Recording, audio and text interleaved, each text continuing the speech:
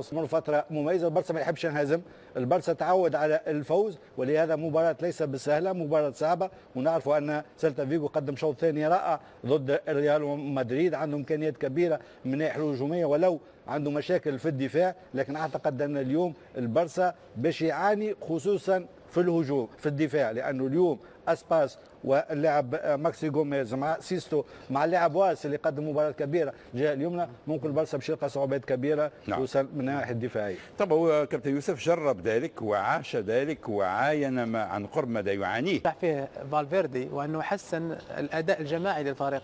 بدايه الموسم كانت هناك شكوك كثيره خصوصا بعد خساره السوبر من ريال مدريد، خروج نيمار، بدات بعد شكوك، لكن بارسا نجح والفالفيردي نجح في تغيير حتى اسلوب طريقه لعب برشلونه من 4-3-3 الى 4-4-2، بدا يعتمد اكثر على ميسي وسواريز كراسي حربه. اظن اعطت جيد بالنسبه لفريق برشلونه بحيث انه بدا يسجل اهداف. دفاعيا اصبح قوي رغم غيابات كثيره لعدد المباريات.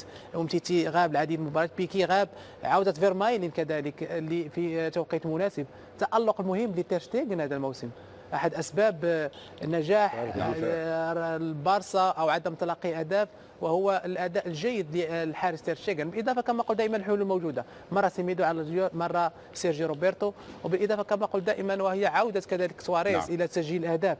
عودته الى مستواه مع بدايه سيئه بدايه الموسم، لكن الان اظن انه فريق البارسا في احسن ظروفه وفي احسن احواله.